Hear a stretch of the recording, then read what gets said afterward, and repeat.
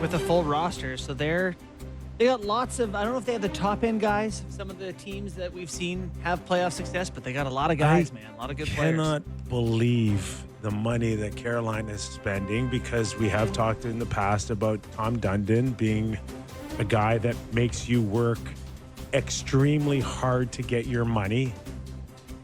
Most notably his head coach, Rod Brindamore, who has been negotiating for like probably 4 years before he finally settled in on his contract.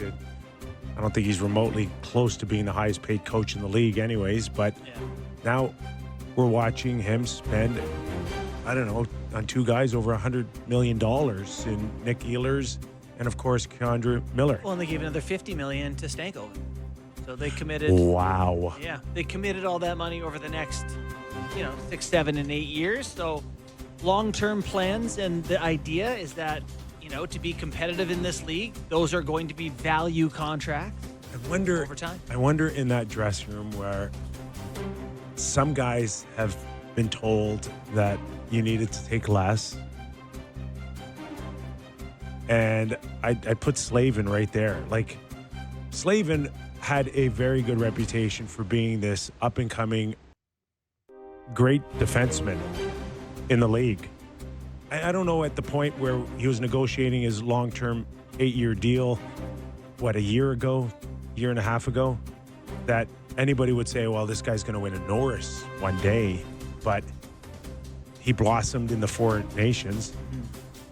And now he's locked in at a contract that today would have been worth 10 or 11 million bucks. And I think that's what Carolina wants to do. They want to see these guys and pay them before the breakout happens, before you have to go, oh, now he's a 10 or 11 million dollar guy. So that's what good GMs do. I know it is. Get value. I get it. Yeah. I just think that, for a guy like Keandre Miller now to become the highest paid defenseman on the team, I hope he can act like the best defenseman on the team. Yeah.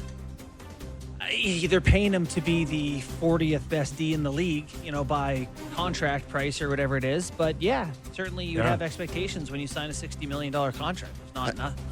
A lot of fabulous work to lose to the Florida Panthers in 5 games in the conference final. Well, and that's part of this too. I think they're better than they were. Sure. They're trying to get closer. But if I'm going to get through the Panthers, I'm not going to be like, I'm signing Ehlers and Keandre Miller.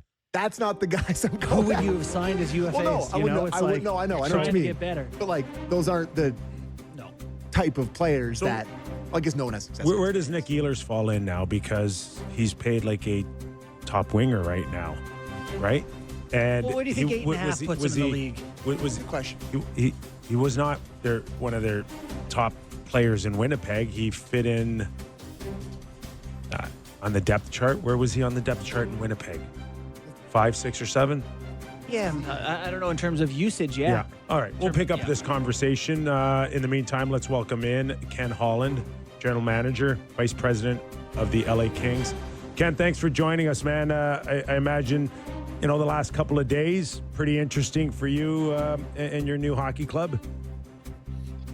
Yeah, it really was probably a couple of weeks in advance leading up to July 1st, doing all the preparation and meeting with the people and going through our cap and what things we wanted to accomplish.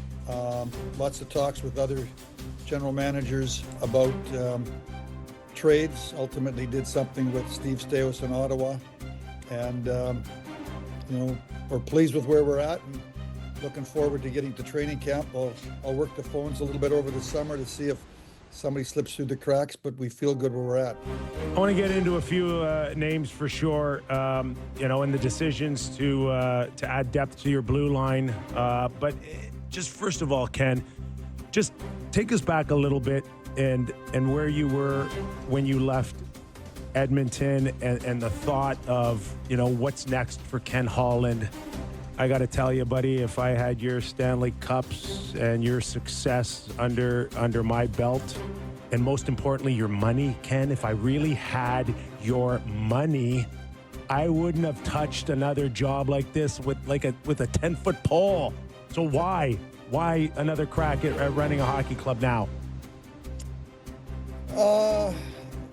Like we got into February and March, actually my wife asked me how I was thinking, Cindy, and I said that I kind of had the itch. If the phone rang with the right opportunity, I'd be interested. LA was a perfect fit for a whole lot of reasons, personally, professionally. Professionally, I had a relationship with Luc Robitaille. It's a good hockey team, great ownership. Lots of really good players here. Rob Blake and his people have done a real good job in rebuilding the team. Personally, it's out west, and we're Western people. It's when I'm on a road trip, it'll be easy for my wife to jump on a plane and fly to Calgary to see our daughters and grandchildren, or go to our place in British Columbia. And we expect to have lots of company down here. So, I wanted to make sure that the move was good, not only for me, but for my wife. And so I'm excited to have this opportunity and see if I can make a little bit of a difference here. Ken, I'm a Western guy myself. It's been fun following your career. I remember you used to be around the rink when I was at the Vernon Vipers back in the day, and seeing all the success you've had. So, with you staying out west, how quick is this or how easy is the transition from Edmonton to LA been? You probably knew the Kings roster and players as well as you did any other team in the league. Yeah, obviously we have played the 3 series against them the three previous years. So, you know what? I watched a ton of hockey this year, and I watched,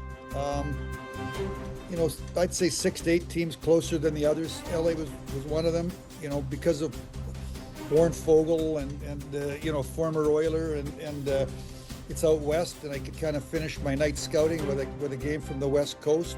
So between our series and then watching them a lot this year, I had a real good feel for the team.